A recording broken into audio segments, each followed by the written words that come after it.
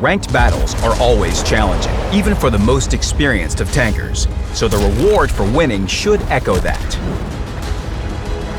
Please welcome the main reward in Ranked Battles 2021 to 2022. The Tier 10 Chinese 114 SP2 tank destroyer. At first glance, the 114 SP2 looks like a huge pile of problems. But you're not really sure what those problems are. A brief word about the armor. There is none. It's non-existent. Effective front turret armor is about 160 millimeters thick, and it's 157 millimeters on the hull. The sides are mostly for decoration as well. You can get under your enemy's skin, of course. Honestly though, no one will take aim at them. A giant turret will always be looming around the corner. Thanks to its size, you might think that no bush is big enough to hide this mammoth. But that's where the 114 will prove you wrong. Its concealment is pretty impressive for a tank of this size.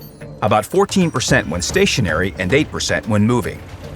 In a bush, it feels more comfortable than the Grill 15. It's just as useful too.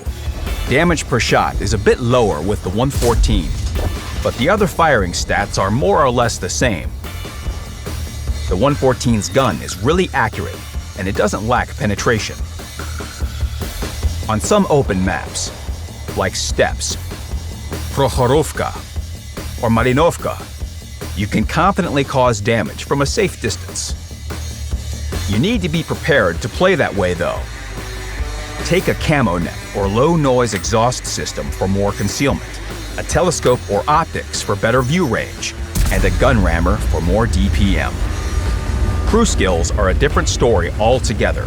One person is both the commander and radio operator in this tank. An all-purpose set of skills will be your best bet. Boost concealment some more with the camouflage, directive, and improved combat rations for good measure.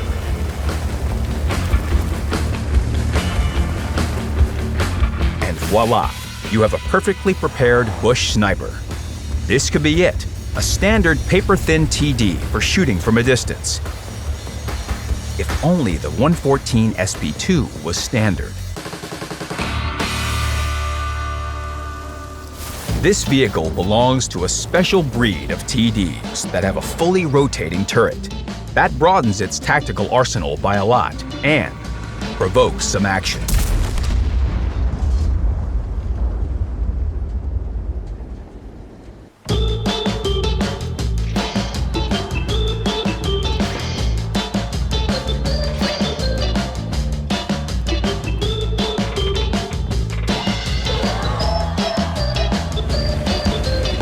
Regarding mobility, the 114 looks like a typical heavy.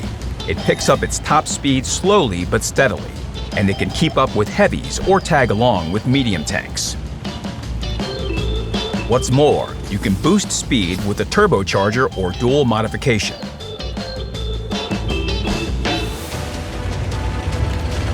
The main advantage of the 114 on the front line, however, is its gun. Its good alpha damage and nice penetration are complemented by a wild reload time of 14.4 seconds. That can even be shortened to 10.5 seconds. Full turret rotation gives you a lot of freedom to act, and the 114's gun and mobility pair well with that freedom. What to do with all this might is up to you.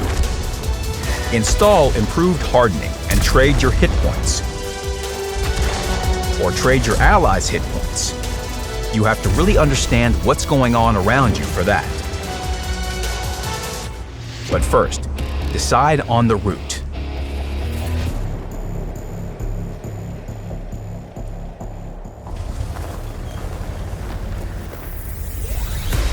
The Heavy's flank is a super tempting option.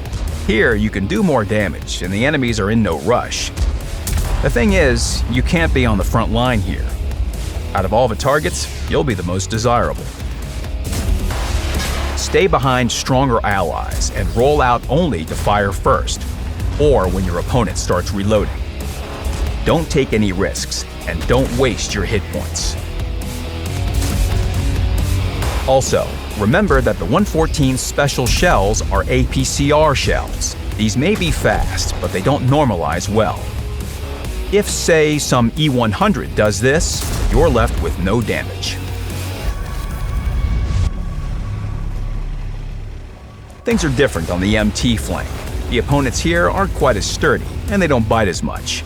But that also means less potential damage. Plus, the pace of the battle is much higher.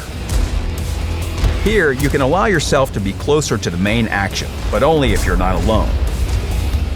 A lonely, fragile TD, even one with a rotating turret, is a sitting duck for enemies. But all in all, follow the same rules as for the heavy's flank. Save your hit points. You are one big problem for the enemy. No tank will engage in a one-on-one with a 114, that's for sure. 3 shots will be enough to send almost any MT back to the garage. Your enemies will be using one thing they're better at than you are, their mobility. So keep that in mind. Watch your enemies and your allies carefully. If you suddenly realize you're outnumbered, fall back to the second line. This way, you're more likely to stay alive and will better perform to all your damage-dealing potential. On any flank, the 114's main objective is to bolster its team and support its allies.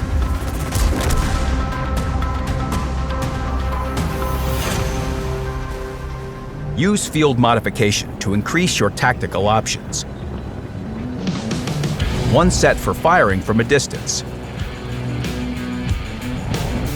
Another for close encounters. Then you'll be ready to fight on any map. At the start of the battle, take a convenient position and use the 114's natural accuracy to pick off light tanks. This is a particularly good tactic on Redshire, Malinovka, Live Oaks, Steppes, and Prokhorovka. After that, catch the tailwind and move to your next position. Don't worry about being late to the skirmish. The 114 is a secret weapon that is best used in the middle of battle. The 114 SP2 is a pretty unusual vehicle for its type. It can play effectively at a distance, but it can be equally successful up front. Thanks to the comfortable gun and high DPM, it can do anything. Support heavy tanks or get in a good clash with mediums. This TD is harder to flank, and it's nearly impossible to kill it before it kills you, even by the most fast-firing of mediums. The 114 is useful at any stage of battle, a sniper at the start, a warrior in the middle, a reaper by the end.